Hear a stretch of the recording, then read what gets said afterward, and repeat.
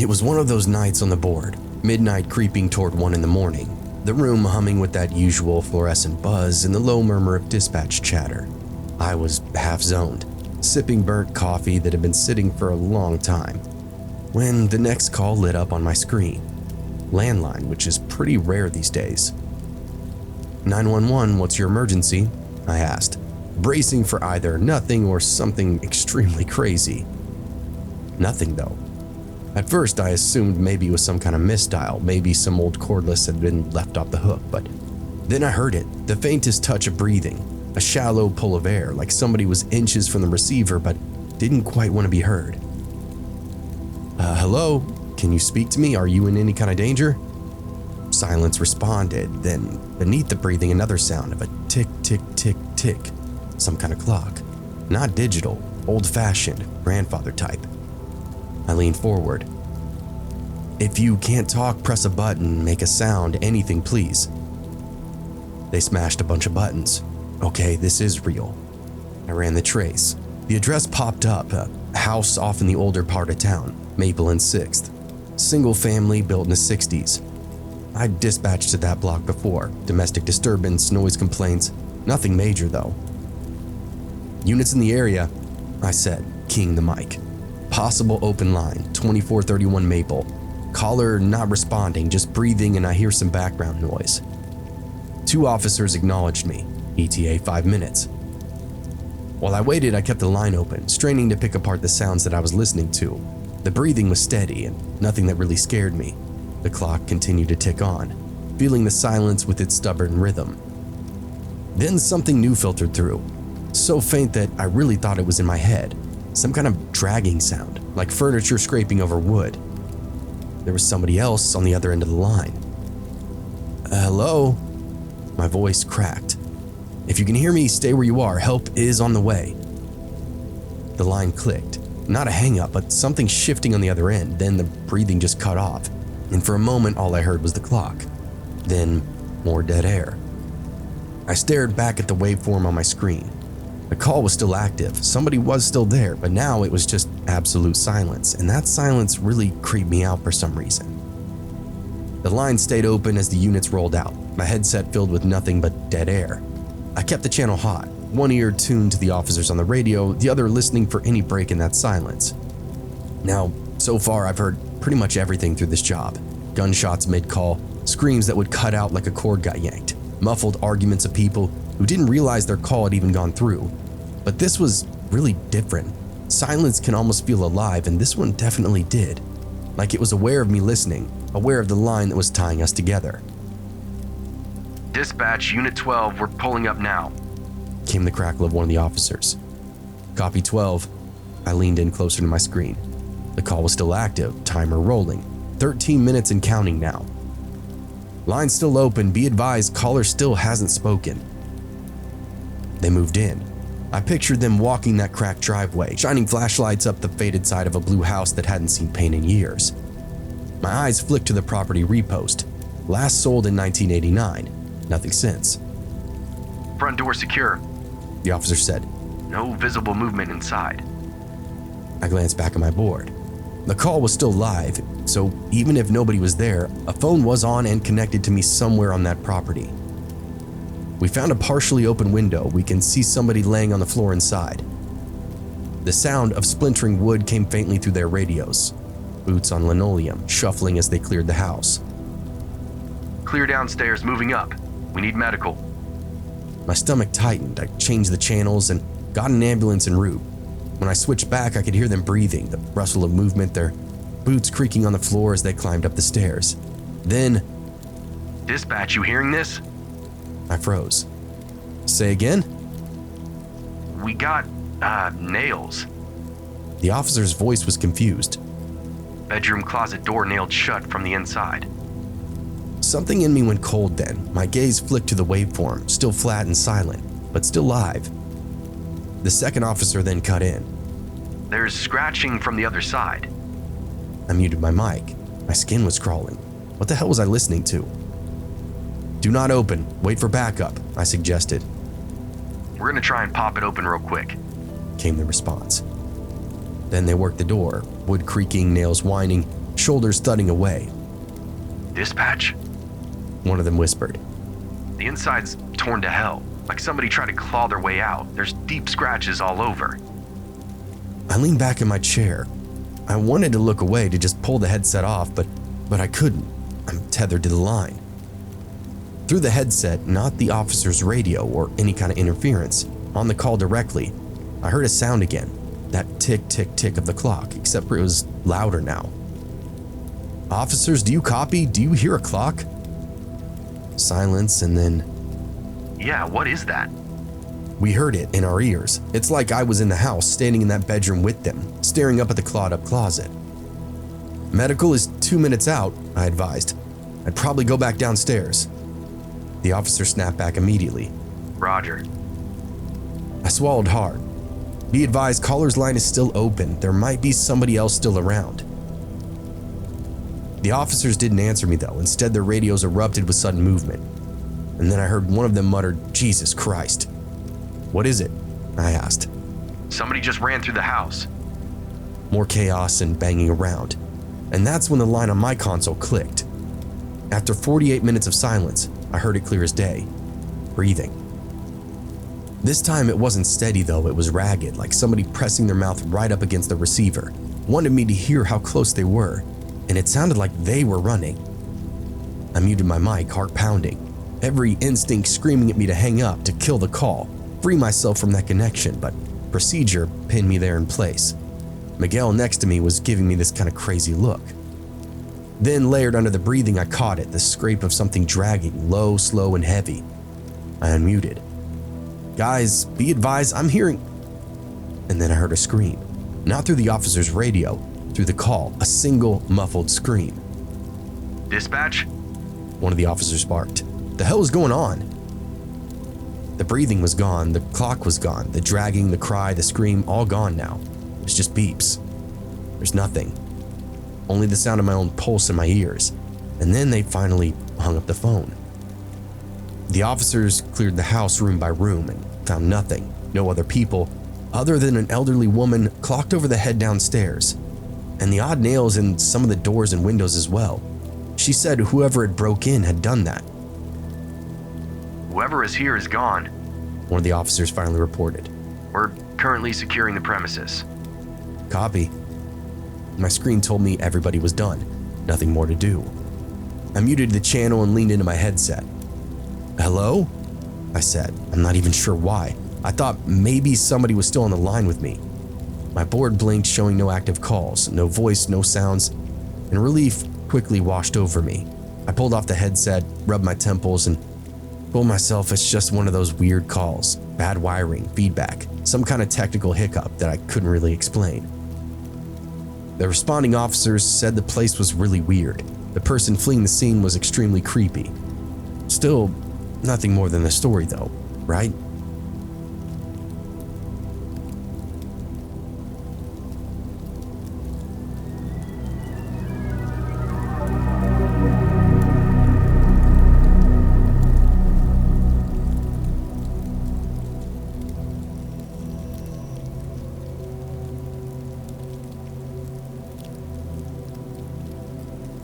The first thing that I heard wasn't a voice, it was the panic and the breathing, shaky and shallow, pressed right into the receiver, followed by a whisper so thin that I had to lean closer to the console just to catch it. "Someone's in my house." I froze.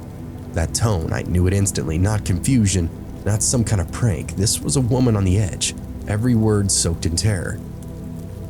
"Ma'am, this is 911, I said, keeping my voice level and calm. "Where are you?" The address flashed on my screen before she could actually choke it out. It was a subdivision outside of town. Single family home, mid-90s build. I tagged it and pinged the nearest unit. "He was outside, breaking in. She sobbed. My kids are upstairs." I didn't let her hear the hitch of my breath. "Okay, ma'am, stay on the line. Where are you right now?" "In the kitchen, I locked the back door, but..." Glass shattered, clear and violently over the phone, and she screamed. My headset filled with the sound of furniture being shoved, and a man's voice roaring, muffled but furious. "Units, break in progress. I shot over the radio. 2 children inside, mother on the line, active entry. Her voice came back desperately. Please, please hurry. He's coming in on my... I held steady. Ma'am, listen to me. Take something heavy if you can, a pan, anything. Is there a door you can lock between you and him? She whimpered and fumbled her words. The kids. He's gonna get my babies. Help is on the way, you're not alone. Stay quiet, fight back with every ounce that you have. I heard the man bellow out something I couldn't quite make out. It was slurred and savage, a lot closer now. I heard a chair topple, her phone scraping against the floor as she tried to recover. The call shook with every move that she made. I heard her sobbing in the mic saying, Please don't let him hurt them. And that was it. The moment the line stopped being routine, stopped being just another call on the console. It was her life in my hands, her kids' lives. I could feel the weight of it like a fist on my chest. The sound of pounding grew louder through her phone. It was probably on top of her now. The crash of a door slamming came open through the line. Her scream followed, before something choked her off. He's killing me, she said, so faint that I had to crank my volume just to catch it. Then the man screamed, telling her to shut up. Stay calm, I said. Units are 3 minutes out, can you move? All I got back was gurgled noises. The man's voice cut across the line, low and furious. Where are they? A crash of wood splintering, and he was flipping furniture, I think, tearing through the downstairs. She gasped, and then, He's looking for them, please. Please tell them to hurry. 2 minutes, I lied. Maybe it was 3, maybe more, but she didn't need to know that. Where are your children right now? Upstairs, their room, they're hiding. Her voice broke, a sob that she couldn't hold back. My baby boy's only 6. He's crying. I can hear him. He won't stop. I jumped on it. He's being brave, ma'am. You all are. Keep your voice down. Don't get his attention. Whisper to me, focus on me. Did he let you go? Yes. Came the shaky reply. I heard the man's footsteps thundering closer, and he bellowed out again. You think you can keep them from me? Then I heard a smack, across her face, I'm assuming. She sucked in air, shaky and desperate. He's drunk. He's so angry, please. He's gonna hurt my kids. Our kids! He screamed back. Then I heard more sounds. I think he was beating her. I could hear drawers being yanked open, silverware clattering across the floor. He was in the kitchen now. Stay down and stay quiet, I said. Can you lock yourself in a bathroom, a closet, anywhere with the door? I can, he's right here. A new sound then tore through the phone, boots slamming up quickly, and I froze. Is he going up? Her breath hitched. Oh my God. He's going up the stairs. I keyed the mic again. Unit suspect inside, he's moving upstairs where the children are. Make entry, repeat, make entry, do not wait. Her panic was bleeding through the line. He's gonna take them. I can't. Please help them.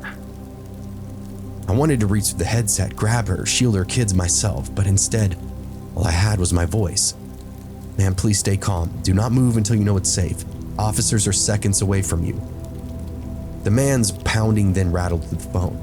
He was kicking at a bedroom door. The children's screams tore through, high and terrified, and her voice broke completely. Oh God. He's breaking the door. He's breaking the door. A crash of wood and metal then filled my ears, her kids shrieking, the man roaring. Every instinct in me screamed at me, do something, do something. But all I could do was keep her tethered to the sound of my voice. They're right outside, ma'am, I told her. Just hold on, hold on. I heard the kids screaming for their mom. I heard her sobbing and begging, and the man shouting at her to shut up.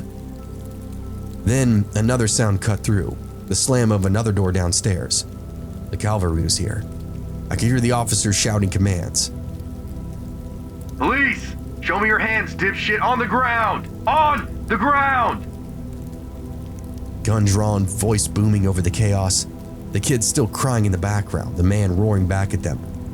Then I heard a sound of bodies colliding, some kind of struggle, curses flying through the line. Part of me wanted so badly to see it, to see this guy get what he had coming. The mother screamed again, her fear twisting up into something else now, hope and panic all tangled up into one. "Units, what's the status?" I barked.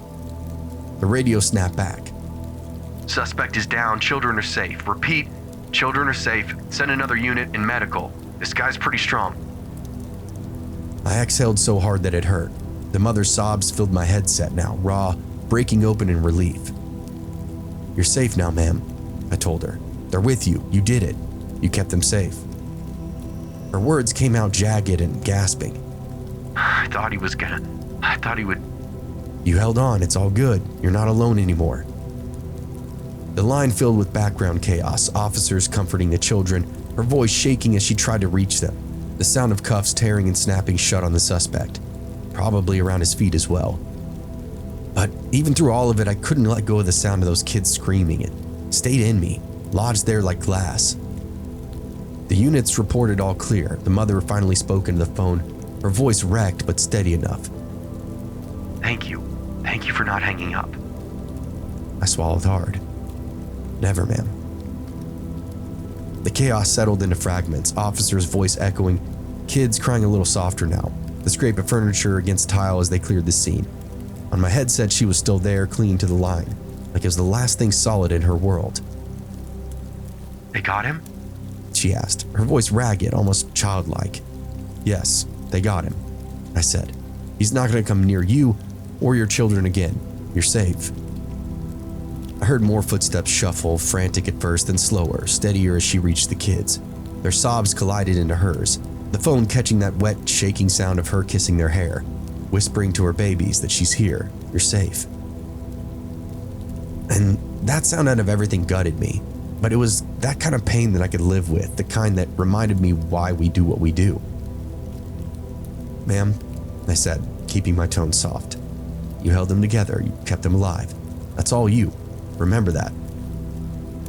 Her breath hitched. I thought we were dead. "No, you're not. You're not.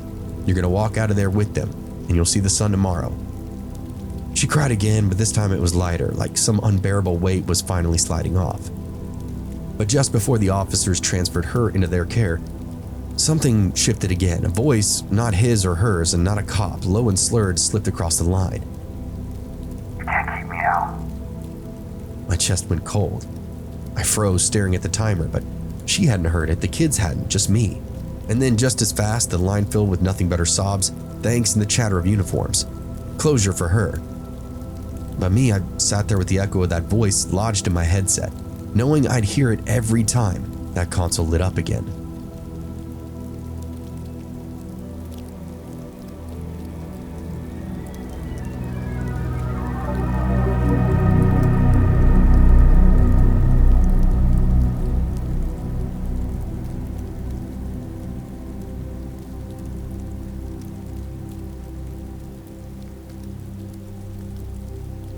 The calls started just after 9.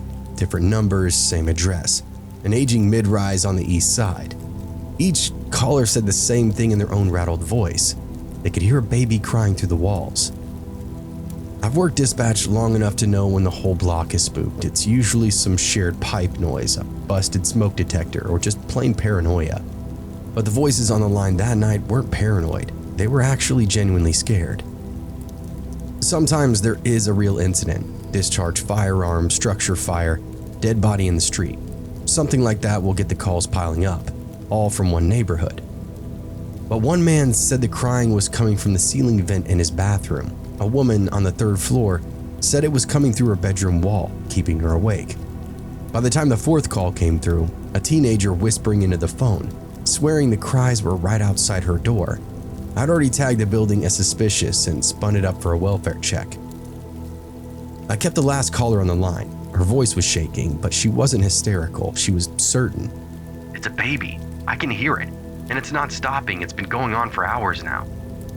I strained my headset, faint, but it was there, this warbling cry, muffled, distorted by ducts or walls, but undeniably human.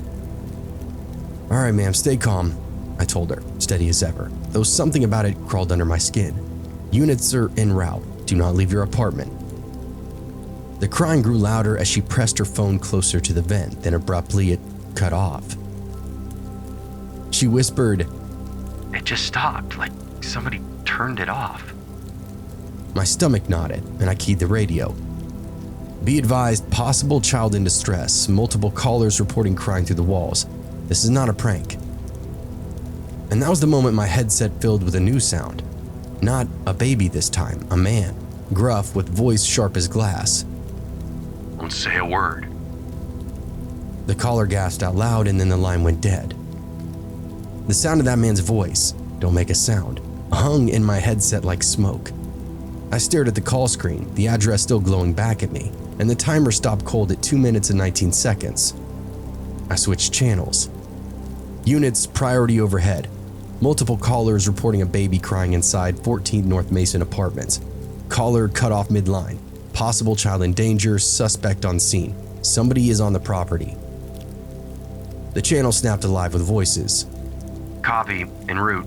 ETA 3. Sirens bled faintly through the feed as they tore towards that complex. I stayed locked in, every nerve firing. This wasn't some weird vent noise anymore. That man's voice was very real. Another call lit up my screen. Same building, 5th floor. A woman whispering, very panicked. They're fighting. I hear yelling in the walls. Somebody's hurting a kid. I can't listen to it anymore. Her words came through in broken bursts. A thump rattled through her line now, something banging hard enough to shake her wall. Then, a child's wail, faint but sharp enough to slice through the both of us. I tried to keep her calm while my units arrived, assuring her over and over that she wasn't imagining it. I wasn't even sure I believed that myself until the first officer came on the radio. Dispatch, we're on scene. Multiple residents outside in the halls complaining of the same thing, crying in the vents. We're actually hearing it now too. I leaned forward, gripping my console. Copy, source appears to be 4th floor, Unit 4C. Previous call terminated abruptly, caller possibly compromised. They stacked on the door. I heard their muffled knocks through the officer's open mic. Police! Open the door! Then another wail, high-pitched and strangled. Someone, or maybe a child, gasping out for air. The breach order came down quick. Splintering wood and steel tore through the comm. Boots thundered inside, officers shouting commands, their voices hard and rapid. Police! Get down! Hands where we can see them! Hands! Hands! And then chaos erupted. A man's voice screaming curses, a crash of furniture overturning, the shriek of a child in pain, a woman's cry, older, frantic and begging. Dispatch! One officer shouted through his radio. We've got multiple victims. Children present. Repeat, children are present. Suspect resisting. I forced my tone steady. Copy. Officers on scene, children located, suspect hostile. Through the hot mic, I heard it all, the scuffle of the body slamming in a drywall, the grunts, the heavy breathing of officers wrestling a man twice their size. Somewhere in the mess, a child was sobbing, a sound so raw and desperate, it cut deeper than anything I'd ever heard before. Then a sharp cry, a sickening thud, and one of the officers roaring to get your hands off him. I closed my eyes, gripping the console tighter, listening helplessly as they dragged the man down. Finally, the call broke clean. Suspect restrained. We got him cuffed. 2 juveniles located, ages approximately 6 and 9. Severe physical injuries. Requesting EMS priority, multiple units. For a second, I couldn't breathe. 2 kids hurt, but they were alive. Another officer cut in, his voice lower and darker. Be advised, there's more. Hidden rooms at the back of the unit, padlocked from the outside. Working entry now. We can hear the baby in there. Padlocked? My skin crawled. Then came the metallic snap of bolt cutters, the creak of hinges, the sudden rush of voices shouting into the darkness, and then more screaming, followed by the thin, trembling wails of more children. Dispatch, an officer said, voice shaking, just enough for me to catch it. We've got a few more juveniles, malnourished. Been locked in here a really long time. I leaned back, feeling dizzy now. The room spun as the weight of it hit me. So many kids, lives I couldn't touch, only listen to. The officer's mic stayed open. I heard him coaxing softly. Hey. It's okay, you're safe now. We got you. I sat there with my own headset buzzing in static, fighting the urge to rip it off, to walk outside and breathe anything but this. The radio filled up again. Scene secure, 5 juveniles rescued, suspect in custody. EMS is transporting. God, dispatch. You should have seen this place. He had them locked behind walls. My voice finally gave out. Copy. But inside, I'm reeling, tears rolling down my cheeks. The reports would come in piece by piece. The man had been renting under some kind of alias. Nobody in the building really knew him. The neighbors had all heard the cries, but until tonight, nobody had really called. I guess maybe they were too scared, maybe convinced themselves it wasn't anything to worry about. But it had taken 4 calls in one night to finally break the silence. 4 strangers who finally trusted what they heard inside those walls. And me, chained to the headset, carrying their terror until the cuffs finally clicked shut. When the last unit cleared the channel, I sat alone at my console, staring at the call log. The final entry still burned on the screen. Call terminated, 10:14 p.m. The one with the whisper, the one that cut out before the raid. I replayed it over and over in my head, that man's voice bleeding through the static. Don't make a sound. Even now, hours later, those words would rattle through my skull like they'd been meant for me. The kids were carried out one by one. I could hear it over the mics. The youngest coughing so hard it sounded like he was tearing open his throat. The oldest, crying but trying not to, ashamed of his own fear. And the third one, the one they pulled from that hidden room, wasn't making any noise at all.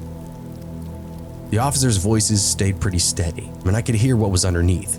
Horror, fury, the kind of rage that you can't put in a report.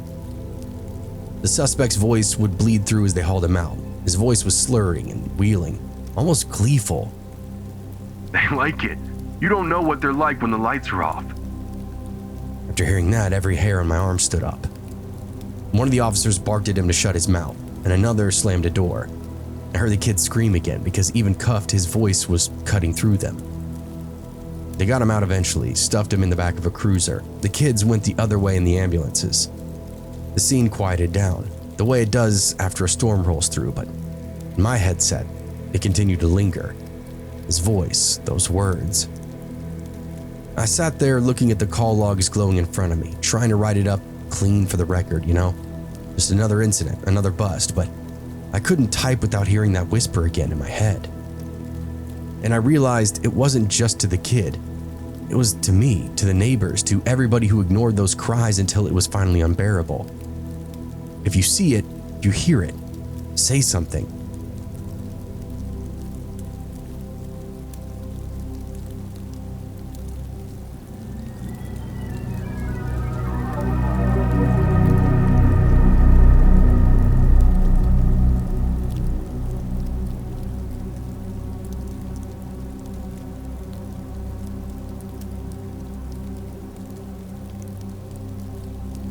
The call came in just after 10 p.m. Her voice was shaking before she even got the words out. There's a car following me. Okay, ma'am, you're on with 911, I said. Where are you located at right now? I'm on Highway 19, just past mile marker 62. It's a black SUV. It's been behind me for 20 miles now. Every time I switch lanes, it'll switch too. Every time I slow down, it slows down. Her breathing was shallow and frantic, like she'd been dealing this for a long time. All right, just stay on the line with me. Do not stop, do not confront. Units are now en route. Keep driving towards the next populated area. I tried speeding up, she said, her voice breaking. He just matches me. He turned his headlights off a few minutes ago. I can't even see him, just the shape of the car. My stomach tightened a little. Headlights are off right now? Yes. She hissed. It's just dark back there. I know he's there though. I can see the outline. I hit the channel. All units be advised, possible stalking. Vehicle in pursuit of caller. Highway 19 right near mile marker 62. Black SUV, lights are off, tailing for extended miles. Caller's on the line.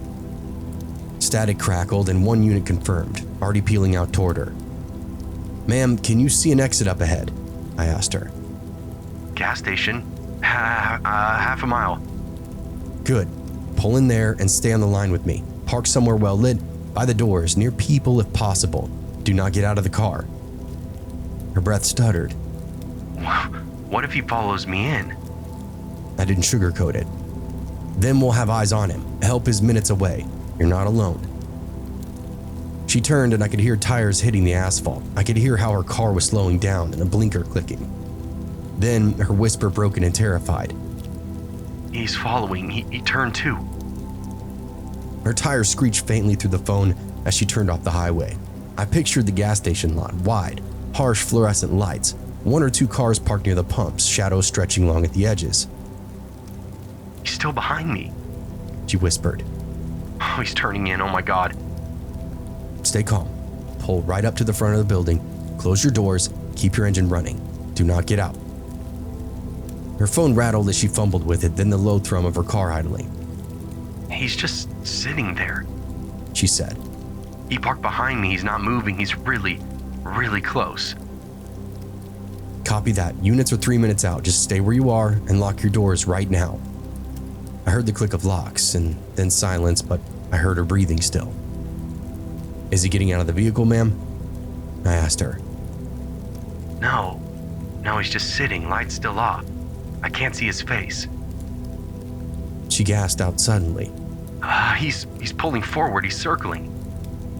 I keyed the radio. All units, suspect vehicle now circling the caller at the northbound fuel stop. A Highway 19 exit, lights still off, maintain caution. Through her line, I could still hear tires crunching gravel mixed with her breathing. She whispered into the phone like she thought he could actually hear her through the walls of her car. He's going around me. He's stopping on the other side now. I kept my tone even though my hair on my arm stood on end. Do not move. Keep your eyes on the building. Officers are closing in fast. She whimpered back. He's right next to me. He's just sitting there, windows down. I can't. He's staring. My pulse hammered, but I kept her tethered. Don't look at him. Keep your head forward. Units are 90 seconds out. You're almost there. A pause. He's opening the door. I shot upright. Units, suspect is now exiting vehicle. The phone jolted with her breathing. He's coming toward me. Oh God, oh God. Stay in the car, I barked. Do not unlock, do not open. The slam of fist against her window cut me off. She screamed, shrill and piercing, my headset clipping with the sound. The man's voice bled faintly through, deep and muffled, telling her to open up the door. I heard her fumbling and sobbing, the phone scraping across the seat. Ma'am, stay with me, I shouted. The pounding continued, harder now, glass rattling. Open it, he bellowed. Units, suspect is attempting to force entry on the vehicle, immediate. Her scream ripped through again, then the muffled sound of a door handle jerking and yanking. He was trying every handle, working his way around the car. Keep your doors locked. Shift it in a drive, create some space if you need to. Is there anybody in the store? The sound of her horn blaring through was long and desperate, and the man roared back, hands against the glass again. Tires, engines, sirens. Dispatch, we're on scene. An officer's voice cracked through the radio. Her scream pitched high one final time, then another sound. Feet moving, men shouting. Hands where I can see them. The pounding on her window stopped, silence on her end except for sobs and frantic gasping for air. Suspect in custody. The officer confirmed a beat later. Female safe. I let myself breathe. Her voice came back broken and raw. I thought I was dead. You're okay. You're safe now, I said. They've got you. It's over. But in my ear, just under the chaos of the arrest, I swore that I could still hear him. The officers pulled her out of her car, her legs giving out as soon as her feet touched the ground. I could still hear her sobbing against them, the ragged breaths of somebody who'd held it together long enough just past breaking. Dispatch, female secured, no injuries. One officer confirmed. I sat back, staring at my console with my chest still going crazy. Her voice cut in again, shaky but there. Thank you stayed with me. If you hung up, I don't hang up, ma'am. In the background, the suspect was being hauled off and shouting. His voice was ragged and ugly. At first, it was just curses and incoherent rage, and then it turned. You think she's safe? She wanted me to follow her. You think she's innocent? They all wave you in. I don't know what that meant, but the radio muffled as officers shoved him into the cruiser. I still caught it, that wet guttural laugh that followed. This guy was a total psycho. Dispatch, suspect in custody, transporting now.